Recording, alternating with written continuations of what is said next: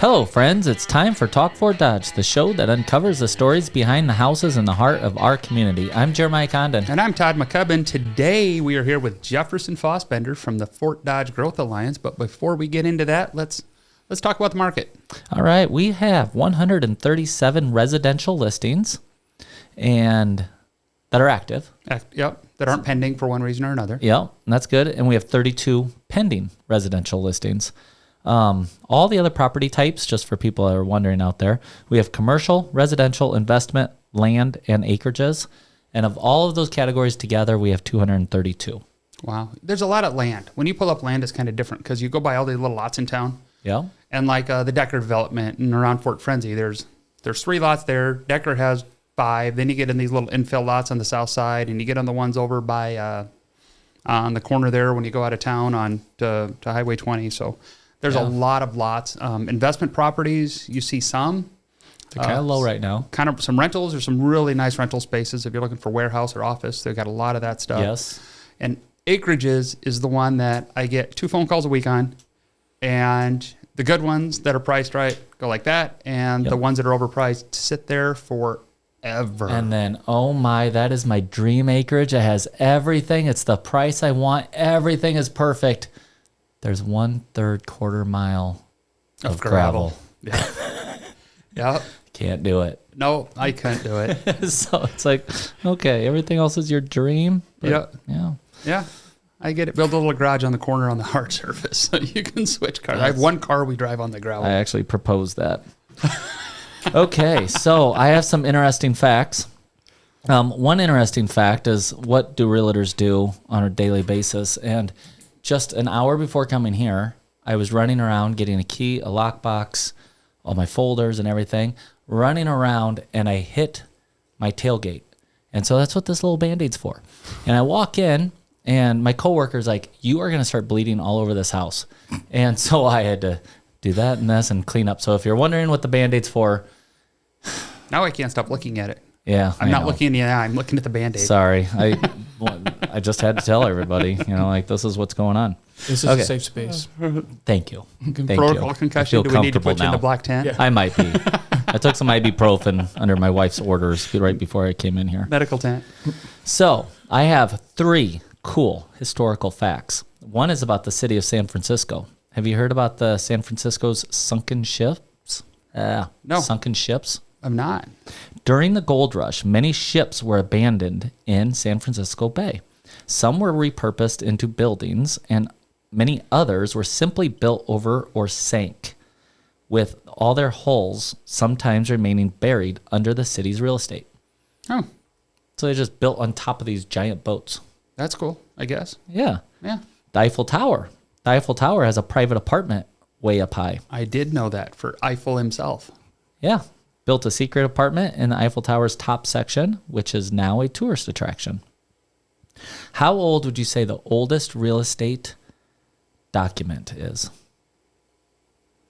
Oh, I don't know. The oldest known real estate document, a clay tablet detailing the sale of a piece of land, dates back over 4,000 years ago to Babylon. Wow. You imagine pulling out an abstract and there's a clay tablet with it. You're like, Yeah. there you go. This goes back 4,000 years. And it's in the filing cabinet at Kesterson's right now. Yep. Along with 25 years of other stuff. You don't need it till you need it. You don't need it till you need it. It's there. So we're here with Jefferson. And Jefferson, can you introduce yourself for us? Yeah. Jefferson Fosbender, Fort Dodge native. Went to St. Ed's, went to Iowa Central, moved away to UNI, and before coming back. And yeah, currently I'm with the Greater Fort Dodge Growth Alliance doing some economic development there. And yeah, happy to be here with you guys. You probably can't see it on camera, but I did wear my development pin today. The Growth Alliance pin, that's looking sharp. Yeah. If you've seen 100 of our other episodes, because it's like 105 or 106 or something, we have talked so many times about young people graduating from Fort Dodge, leaving, and coming back. When 6, 7, 8, 9, 10 years ago, that was not happening. People grew up, went to Iowa or UNI or Iowa State, and left. They're coming back. And that's so cool. You are an example of coming back. What was your motivation to do that? Well, yeah, I guess from a technical standpoint, a side project of mine, some friends and I were playing some music, and so they kind of pulled me back that way. But no, it really was kind of a no-brainer when you think about, before this I was living in Chicago, so you talk about the cost of living, just the convenience, the slower pace of life, all those things. And yeah, just being back close to family, close to friends again. It's been really cool. And to your point, it's been really cool to also see some of my peers from St. Ed's and senior high who are coming back and starting families. Yes. You mentioned the housing market, seeing folks, buying homes and starting families has been really cool. I have a great friend that I met on, we've talked about this. I go on the Star Trek cruise every year. I met him on the Star Trek cruise, and he messaged me early and said, "Good luck with the election." Because just so you know, today's Tuesday. I don't know what's going to happen tonight at 8:30. But he texted me. He said, "Hey, good luck today. I hope everything goes well for you." And I'm like, "Awesome. Hey, and I see you're moving to Vegas." He goes, "No, you got it wrong. We had a house in Vegas. We're finally selling it, and we still live in Colorado. They live in Colorado Springs. He's a Air Force vet, retired, and." He goes, "Yeah, if we ever sell this house, we're probably moving closer to your neck of the woods where we can find something affordable and actually thrive." And I'm like, that's just such a cool thing to say. So, Robert, I'll tag this in later. Yeah. But it's just so cool. He's like, I'd move closer to your neck of the woods so we can actually thrive. And I'm like, people think about that. He's not even from here. He just hears me talk about it and all the stuff that pops up on my Facebook pages because he likes them all. And it's cool that this is where he thinks, and it is. It's a great place to thrive. Well, and we've had so many people talk about music on this show. Yep. And you just said that that's one of the reasons you came back here. So we're probably going to start with the growth line stuff, but let's start the other way. You came back here for music. If you were in Chicago and you had the same group of friends there, could have you gotten as many gigs? Would have you had as much fun? Or maybe you would have, but... I mean, that's the thing. Just a quick plug for the local music scene. So, again, you think about the cost of living, some of the opportunities here. Fort Dodge is a town that actually appreciates live music. If you were in Chicago, gigging, whether you were doing a solo act, whether you're doing bands, you're going to be in a much larger pool of musicians that are all trying to get the same venues, the same times, and venues know that. So, you're not maybe getting as much pay, it's supply and demand, right? Mm-hmm. Right. But you come to Fort Dodge where everyone just appreciates it. There's so many great venues, the venue owners, so it's almost become kind of a little family aspect. And yeah, so I was living in Chicago, and when my buddy at the time asked me to move back to join a band, I was like, you're crazy. I'm an economics major. I'm like a very pragmatic person, so things have to kind of line up and make sense for me. And I was like, you're ridiculous. But then I started crunching the numbers, and I'm like, holy cow, in Fort Dodge, Iowa, you can actually be a musician and make it work, Yep. I was thinking of it in terms of the Chicago lifestyle, where it's like, how am I going to, you're going to have like 2 or 3 side hustles to supplement it. And here, there's just a really, really cool and vibrant community. So it worked out. And you can live, you have the side hustle, but you don't necessarily have to have a side hustle. Remember, years ago, I lived in, I was stationed in Northern California. And, you'd meet people from all over the world, and all of them would ask me, this was in the 90s, what's your side hustle? I'm like, I don't need a side hustle. What do I need? And after being in the Army as an E1, E2, and E3, I figured out I did need a side hustle. So I started bagging groceries at the commissary. Yeah. I was the assistant brewer at River Hops for a while. I tutored at Iowa Central. There were plenty of opportunities to kind of step in and help. And yeah, it's a special thing. Like I said, people call this kind of the little Nashville or whatever. I think it's better than Nashville. I think we have some artists here that are doing some really unique and creative things. And the fact that most of these shows are free, you can go and see this. Just enjoy it. Yeah, you should go. And I love how you just kind of talked about, like, in so many industries, it's competition. But you just kind of talked about them like they're your friends. It's like they boom, I boom. It's a kind of like everybody together. I'll go support them. Yeah. Yeah. I say we always talk about like the friendly competition. I mean, when you see, a good buddy of mine, Jared Benson, he opened up for Country Jam this year. Yeah. And, as an artist, you're naturally going to look at that and be like, man, I really want to get that gig in the future. Like, what can I do to get in front of Jim Reed and the gang to, or, Corey Waller and the Wicked Things, they dropped 2 records in the span of a year. And as the friendly competitive nature is, man, what am I doing? I should do this. I should be putting out music. I mean, if one band can put 2 records out in a year, what am I doing? So it's all in a spirit of building a community that's welcoming and there's no putting people down. I love the fact that you can go and see stuff that you might not be a fan of, but you lift it up because it's part of the community and yeah. And there's different styles. I'm going to draw a bridge here between what you just said and the Growth Alliance. From the music to what you do every day with the Growth Alliance, where you're in a community where the city and the county and the Growth Alliance all are working towards a common goal. And it's just weird that you talk about that in music because we've done such a great job of that here, putting everybody together in the right places to start not only changing the community, but starting to change perceptions. Yeah, and y'all mentioned it. I can't remember if it was off air or on air, but how it wasn't always that way. Mm-hmm. And similarly, the music scene, or think about whatever groups you're in. It's not all kind of butterflies and roses, but the community, the city, the county, the Growth Alliance, the private sector has really come together in the last 5 to 10 years to say, hey, we have to all be in. We all have to buy in to make the progress happen. And I think it's just spoken for itself. Yeah. We have 50 years of being called, Fort Dodge. And now all of a sudden people come here and they're like, where did that come from? And I'm like, we know where it came from, but we don't know where it went. It's not here anymore. Mm-hmm. Actually, it's fun. It's vibrant. Young. Mm-hmm.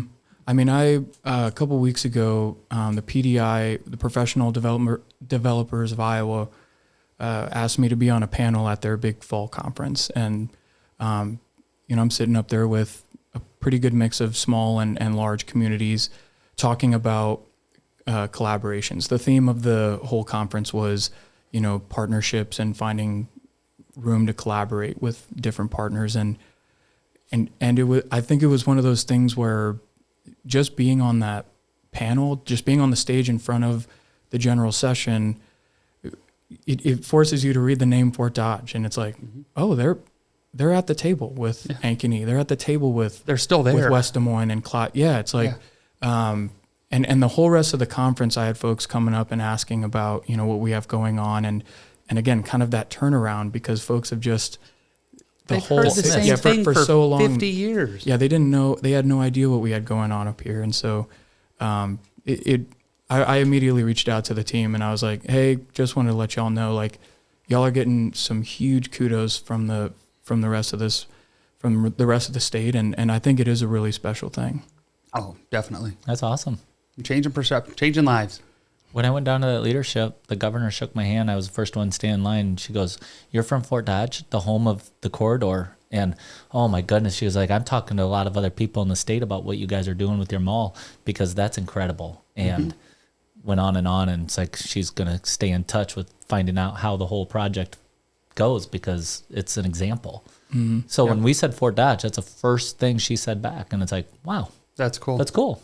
The other thing we have that almost nobody else has is the Ag Park, the Crossroads of global innovation, to be correct. Thank you. We talked with Denny a few weeks ago, Denny Plotz, about how if we didn't have that collaboration, that wouldn't have happened. And can you tell us a little bit about what else needs to happen out there? I mean, we keep hearing about the pipeline and stuff coming, and we'll talk about that in a little bit. But what gaps? What do we still have to fill in out there to continue to get people to come in? Yeah, so just a brief overview. We're talking about the roughly 720 acres of available land out by Cargill, CJ, and Valero on the way to Barnum. And yeah, so we are currently going through what's called the site certification process here in the state of Iowa. It's housed and administered by the Iowa Economic Development Authority. And essentially it is a program where you go and do all of the homework on a potential site. So, and y'all were talking about the infill lots and some of the acreages that y'all have on your radars. So you're probably well versed in this, but when you're trying to recruit industry, there's a difference between having a big plot of land and having an industrial park. And a piece of land is dirt and maybe corn stalks. An industrial park has sewer and water and electricity and natural gas and railroads and highways, or at least roadway infrastructure. And I think one thing more than that, it doesn't just have gas and sewer and all that, but it has the amount of capacity that those have, because these companies don't just need to know that there is a sewer network that goes out there or water. It's, okay, you can have this much water a day. Exactly. Or if you don't have it today, because, for example, a lot of our new industries that we're trying to recruit, they all need massive amounts of power. We're talking about these advanced manufacturers who their process is just really power intense. And they're coming to Iowa because of our rich tradition in green energy. They know that we're making most of our power with wind and solar. And they need a lot of power. Think of the data centers and things, right? As one example. But all of that to say, you either have to have that utility or you have to have a plan in place to say, if you were to come here in, a year or 2 years, how are you going to make sure we have this infrastructure by the time we're ready to hook in? And so the site certification process is, it's exactly that. We're going through and doing all of the due diligence. We're doing all the survey work. We're inventorying our utilities. We're figuring out the networks, again, of transportation and where is the labor and, where are the population sectors? Maybe where are the different inputs and outputs? So, for example, folks use dextrose from Cargill as an input to make their product. And so, maybe denoting that, saying, hey, we actually have a really big producer of a component that you might need in your process.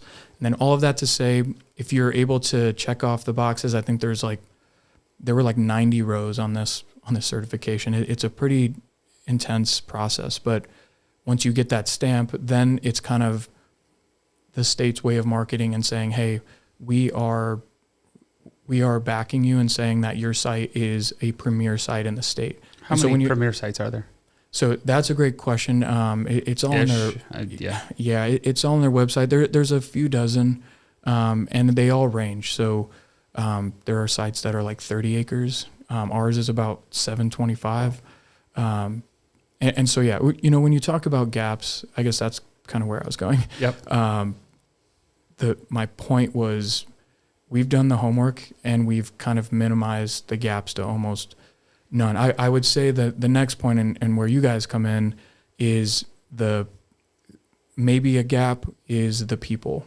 We need people to be able to tell these potential employers that we'll be able to staff them, and those people need places to live. So do you ever use Prestige as an example of, they built this, we didn't think they had the people, and they found the people because they just show up?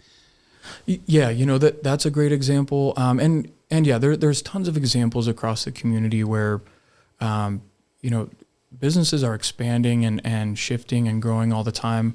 I think in general, when I talk so every quarter, we started this thing called the Workforce Roundtable, where every quarter we bring in plant managers and HR folks from around the region to talk about just best practices and challenges that they're seeing. And most of them are saying their staffing levels are actually really good. I think a lot of the turnover we see almost like a cycle.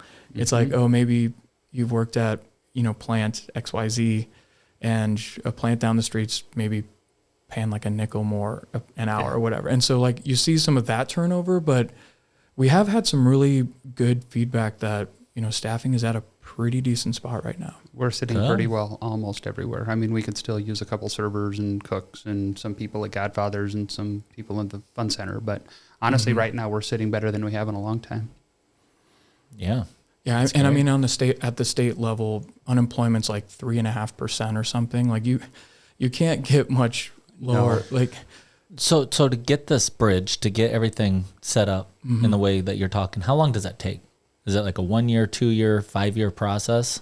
Yeah, so the certification takes about a year, just depending on what your team is comprised of, and I'd be remiss if I didn't shout out, Snyder and McClure both had their hands in helping us do the survey and the utility work.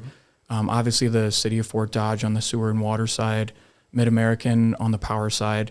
So we had, and then our three amazing landowners who, as of a couple weeks ago, we've entered into option agreements with three of the landowners out there. I was at that supervisors meeting. It was pretty cool watching them explain that. Yeah, and between the landowners and the county, I will just acknowledge it is not easy if you have a generation farm or if you have, we're not going in and purchasing ground. The county's not in the business of just like real estate brokering. But in the option agreement, it's basically saying if a project does come to town, we'd like to exercise and purchase the property. And it is not easy to sign a document where, it might be a property that's been passed down. So huge shout out. They've been amazing to work with. And most of the feedback from them has all been, we understand the potential of this area. We understand our part in this. And we want to do everything we can to help out. So now with that being said, what's so cool about staying on top of that and getting it done is there's a company right now in India that needs to move, and they're looking at the Midwest or California, actually anywhere. And they're looking at the Midwest, and they need some land, and they need this and that, and let's narrow it down to 4 or 5 spots. Now they have a spot to at least look at and narrow it down. And, these major companies run into problems all the time, whether their taxes go way up or the community they're in, something weird happens or something with the country happens. And they're like, you know what, we got to move. Or they expand and they use corn. So this is the place to go so they don't have to ship the corn in. Yeah. Yeah. And let's do it now because we have to do it within a year. Well, if it was within a year, we can do it. Yeah. And with the site certification process, we've had all the conversations that we need to have so that, a lot of folks throw around the phrase like shovel ready, because all the work we're doing right now, we don't want to be having conversations about like, where would a railroad go here? We've already had the conversation. Or like, is the Union Pacific going to even let us connect onto their main line? We're already talking to them. And so the day that employer does show up, it's like, yeah, we've already done this. It's like, here's the paperwork. Up to this much power. If that doesn't work, well, maybe we can talk more. But as of right now, this is what we got. All right, I got a tough question for you. Because right now, they talk about the pipeline. We talked about the pipeline of different companies coming in. And there's companies ranging from 20 employees to hundreds, whatever. How do you juggle as maybe 2 or 3 of these start moving to we're getting closer and closer to, okay, here's our site certification. But if company A comes in, company B is not going to work out so well. How do you juggle all that with all these just constant communication, or what do you do with that? Yeah, that's a great question. And actually, Peter in this room asked me something similar, and I thought we had a good conversation about this. I think folks just in the public sphere think that we like choose what we want. No, they choose us. Yeah. It's like I think there's maybe a misconception that we kind of pull the strings and we say yes or no, or like thumbs up or thumbs down. But really it comes back to the site. It's, can the site handle it? And then to your point, today, just round numbers, as of, October 7th, 2025, the water system right now in Fort Dodge could handle about 1 million gallons of water a day without any additions. So if you have a company that comes in that needs 1 million gallons of water a day, we have to double. Then there's no other companies. Right. Versus if you have a company that maybe needs, only 100,000 gallons, these are real numbers from potential industries. And it's like, okay, now you have some leeway to maybe have a couple more. Again, same thing with power. If a company needs a humongous substation to support them, now that's maybe less infrastructure or resources you can put towards something else. And so you have to always balance, the pros and cons. What is the end product? If the end product is using corn, for example, we're going to be much more maybe prone to giving priority to that company because they're adding value to our community. The farmers, the ag industry that surrounds us, versus if they're doing something that maybe isn't in the ag or bioscience space. So, and then employees. So if you're using a lot of water but only employing 10 people, that's burdening our infrastructure and maybe also not bringing a lot of folks to town. So there's all these different factors, and there's not a golden ticket for anything. It's really tough, but we try to do our best day in and day out to say, what would happen if all these folks came here tomorrow? And how would we manage? How would we kind of put it together? Because the odds of one coming is extraordinary, but we kind of operate in the terms of well, what if we got it all? Let's make sure we're ready for that. Yeah. Which would be amazing. We need more land. Oh yeah. Yeah.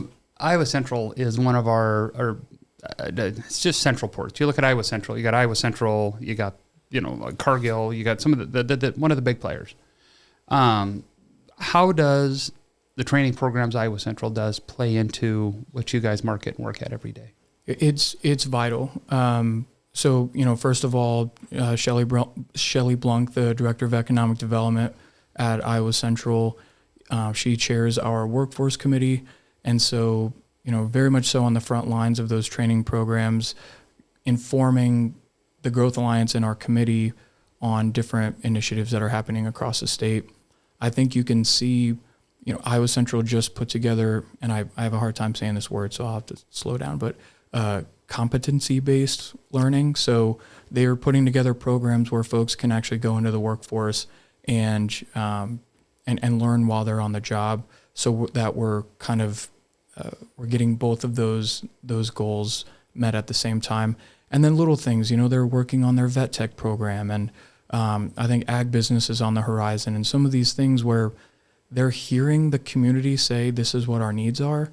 Industry maintenance and mechanic work. Some of those folks that all our manufacturers can use, they're stepping up and they're creating the programs to meet those needs, and they're recruiting the students and exposing students to new things all the time. That's cool. Getting people. I mean, we have a shortage of plumbers, we have a shortage of electricians, we have a shortage of HVAC people. So to have somebody stepping up and bring those in. I know they have a industrial electric program out there. And when I worked at the prison years ago, that actually came out there. And I'm like, what do you guys do? And they're like, oh, we learn how to take care of the electronics in a company, a factory. I'm like, well, that's a good idea. Is it a need job? And I go, and the teacher goes, every one of these guys as felons are going to get out of here and get a job because it is in so much demand.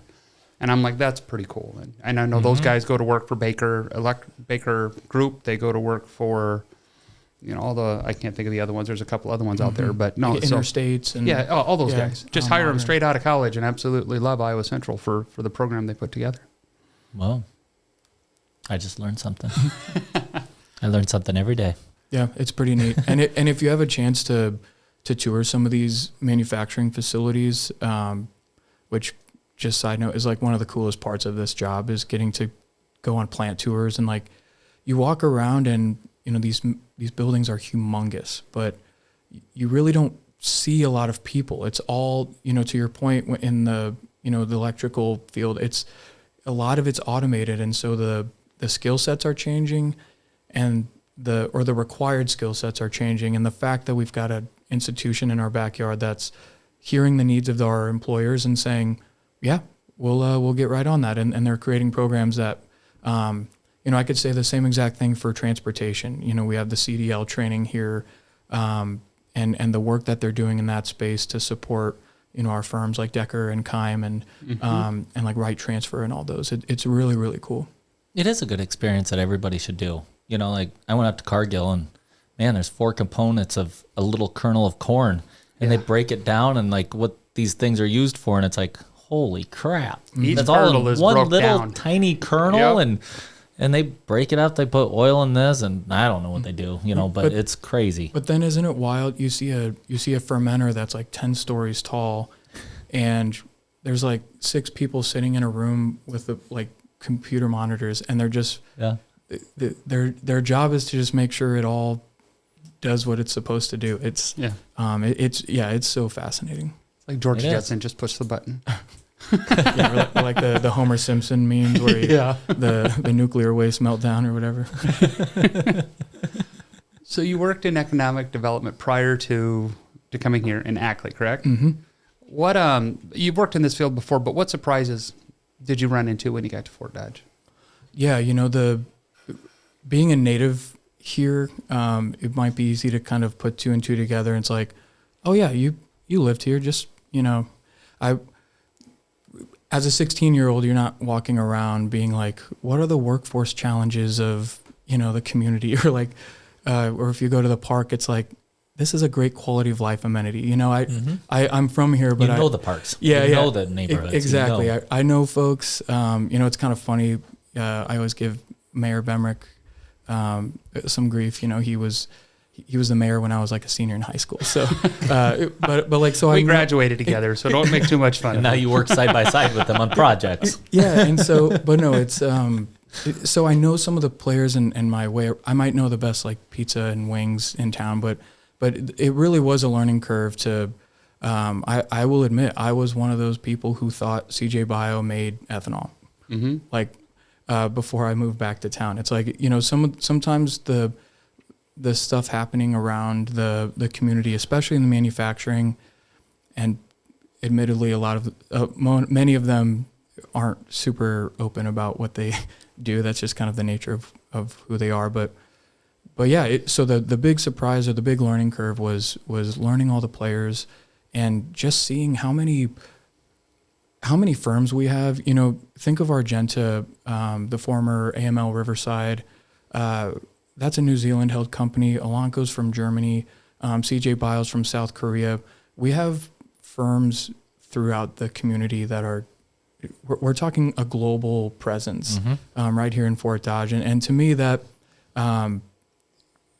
that's reason enough to show up and say, like, there is so much going on here that we should have pride in the community, because we're literally touching every corner of the globe, it feels. And I love the culture of different cultures and coming together and respecting other cultures when they come.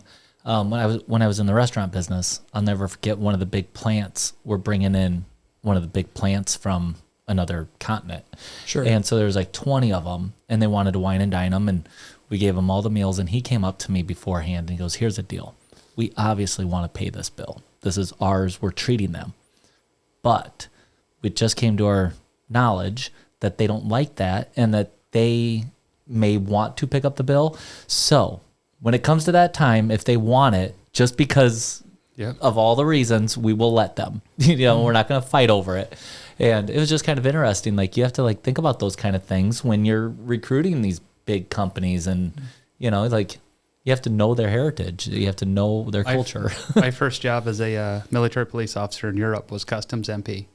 And they put me teaching the newcomers classes on different German customs, what to do, what not to do. And it's kind of fun. Here's this little 21-year-old kid telling, okay, do this, don't do that. Do not shake that person's hand, but hug that person. That's right. And then they had some giant deployment, so suddenly I'm in front of a whole auditorium of new people to the country of do this and don't do that, and it was kind of fun. And Todd's kissing everybody on the cheek. That's right. A politician came out early. If you do it to everyone, you'll at least get some of the cultures right. That's right.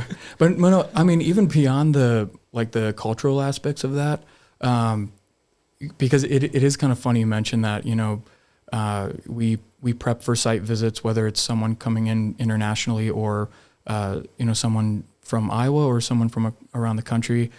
And you are obviously going to be aware of some of those intricacies, but it's also just so much about the human to human element. Like you want to show them, your stuff. You want to be prepared on the technical aspect, but that welcoming and showing them that kind of like that Midwest, a lot of these folks are coming in from like Boston or the San Francisco area. That's where the biosciences are very, very strong. And so I'll never forget, we had some folks from out west. They came for a visit, and we took them to Mineral City for dinner. And I knew the person that was serving or at the table, and she comes up and y'all probably know her. I'm not going to out her on this podcast, but y'all probably know her. She's just bubbly. She's friendly. And she went right up to this guy and was like, "Oh my gosh, I think I saw you in line at like whatever store it was." And she was like, she like gave him a sidearm hug, and like, and this guy's like, he's from like the Bay Area, and he's just like, what? Like, this is awkward. Yeah, but it's just like that I don't know, just this warm and like, friendliness, authenticity. It was kind of a fun thing. We still joke about that. I still work with that company today, but it's just when you recruit, you have to adapt. I was helping a company recruit one time, and I had to take the husband while the wife was the one getting the job. And then I got a phone call and said, "You have to take them out to lunch, and these are one of the 3 places, and we'll pay for it." And it's like, okay. So right when I got off the phone, it's like, okay, you're stuck with me for lunch. And the husband actually worked on oil bins and oil stuff, and he looked at me and he's like, "I really don't want a nice fancy restaurant. I'm in Iowa. I want like a good burger. You have a place that just has a good quick burger?" And I was like, "Yes, I do. I'll take him to Rides." So I took him to Rides, and while we're eating, I'm laughing, and I can only pay cash there, so and he goes, I go look at him and was like, "Oh, by the way, when you get back, you can't tell him where I took you." So Don't tell him. I get a phone call 4 hours later, and they're like, "Where did you take him?" I was like, "Oh crap!" And so I told her, and she's like, "Well, he loved it, and he just thought Fort Dodge was so great, and it's like, don't take people where they don't want to go. Yeah. Cater to what their needs are, and it is sometimes fun. you don't have to wow and fancy everybody. Sometimes they would just want to go to the downtown bar and see what the people there are like too, because we have all different kinds of walks of life right here. And I love giving those tours because we'll be driving, and I'll be like, "Oh yeah, that's Roger Natty." "Oh really?" "Yeah, he's a local high school teacher, historian." And you go by the name. "Oh, do you know everybody?" And I'm like, "Most, I guess." Yeah, and a lot of times these folks, especially after a long day, if you're talking about, again, kind of that technical, project information, sometimes at the end of the day, you just want to kind of take a breather. And I think you want to start building those relationships early, because when the project does start to really ramp up and you're in maybe those higher stakes scenarios, you want to have a built-in trust with that person. And so, if that means, going down to Shiny Top for a pizza and a drink after a meeting, just kind of getting to know someone, then when it maybe gets a little bit more intense, you've already have that established relationship, and you're not counting on building that in that moment there. It's already there. Yep. So obstacles, we've talked about power, we've talked about water, we've talked about workforce. What is the biggest obstacle we have to overcome as a community for some of these people to pick us versus picking Argentina or wherever else they can go? Yeah, I can't speak for Argentina, but Boston, whatever, Boston. Yeah. So I kind of mentioned this earlier, but I think it'll come down to, in some of these instances, the people, and we provide information up front, there's data on all these different metrics, but I think there's a perception of the people obstacle, because they just, again, if they're coming from a larger metro, they see kind of some of our stats and we seem puny. So kind of, re-educating, we have some really great population centers, and we've been creating kind of some really cool pipelines, just the younger engineers coming up from Iowa State to Elanco, for example, and the list goes on. But we're in that space, but we need to keep doing better. We need to have the housing to meet that. So if we want young families to move to town, we have to have quality housing and quality affordable. And if you give us a little bit of a head start, we'll build all the housing you want. Just let us know. I was going to say, you were talking about the We'll get her info. done. Yeah. But the second one, and I, this might not, this is kind of a cliche answer, but it's that community attitude. So I, believe it or not, this happens where the company can also has Google, turns out. Weird. They can, they also have Facebook probably. They can see if on, the local discourse of how they feel about the town they live in. And if you're a company looking to make hundreds of millions of dollars of investment into a region, you want to be pretty confident that that region's going to be accepting, they're going to be good to work with. And community attitude, it's kind of it's a tough one to quantify, but No, and people, we get people moving from all over, and they say the same thing.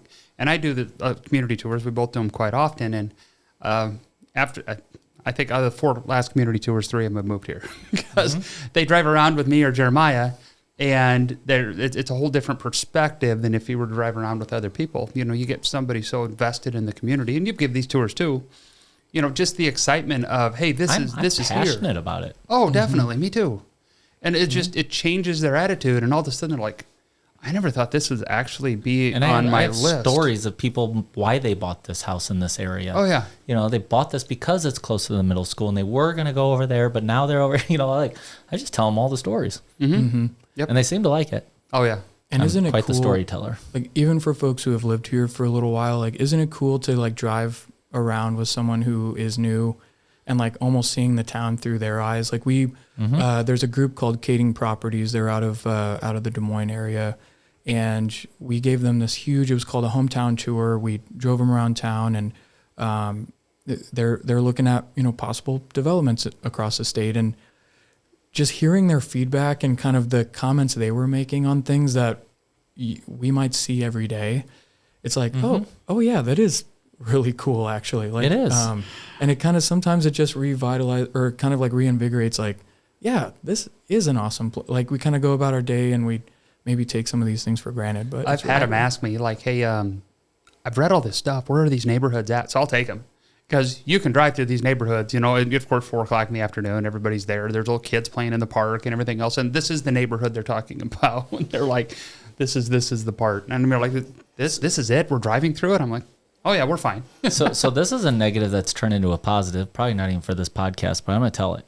I had a client someone that came, got recruited, loved Fort Dodge so much, signed a 1-year contract, but after the 1 year, decided to stay. So then he bought a house. And so now, a year later, I'm going through looking at houses with him. And he goes, I tell you what, I'm sitting in the office and someone tells me about the crime here. And I laugh. He goes, I laugh so hard. Like I almost like snot myself. Like I just laugh so hard. And I'll tell you why. You guys have crime. And then it's in the front page of the paper. And then it's in the same stories tomorrow. And then the same stories the next day. Where I'm from, you have 4 of those stories. And you have 4 new ones the next day. And 4 the next day. And you might have 4 more that afternoon.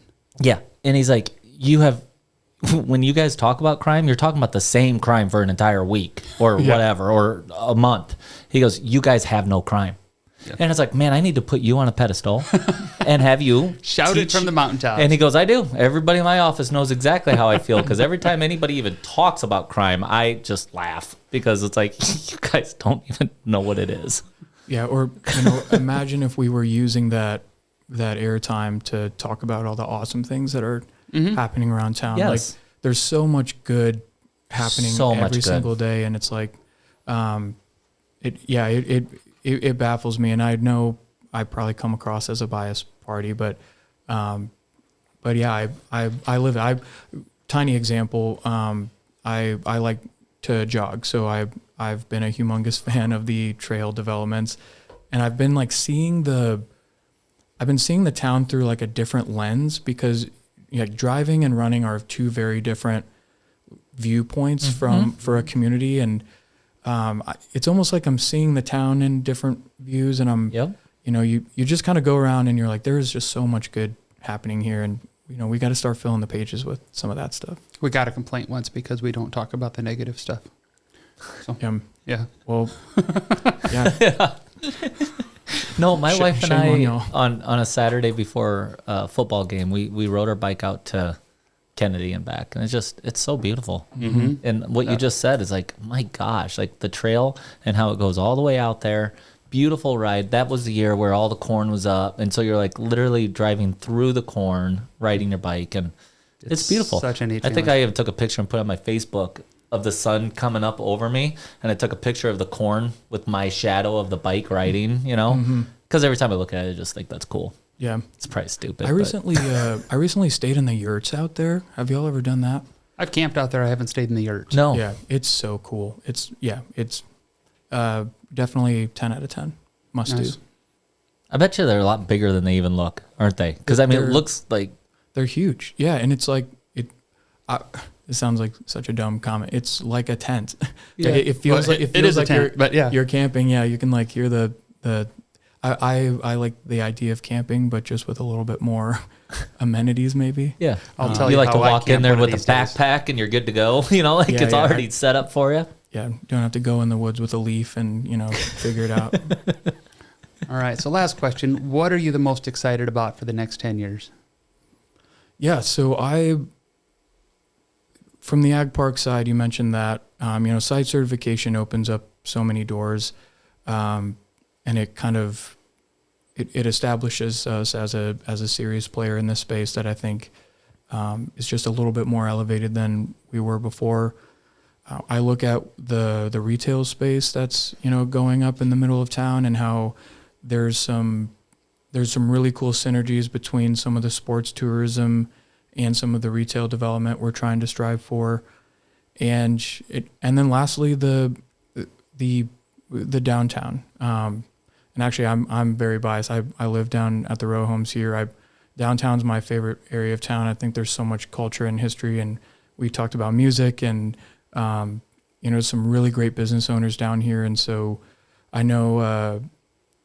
Presumptive incoming mayor candidate Dave Flattery, his like number one priority is downtown revitalization, and so I think it's time to kind of bring some of that back to the forefront, and I'm really, really excited to see what the city's able to do there. I can't wait. I love that. Awesome. Well, thank you for being here. This was amazing. And Thank you to Jefferson, who is the only person who can remain professional and rocket with your hair for both professions Rock and and be able to pull it off. And I love that. you're looking good. Appreciate y'all having me. Awesome. Thanks. Yes. That's a wrap at today's episode of Talk Fort Dodge. Stay connected with us on social media and join us next time as we continue exploring Fort Dodge's stories through the lens of two lifelong Dodgers. I'm Jeremiahjcondon. And I'm Todd McCubbin, and this is Talk Fort Dodge.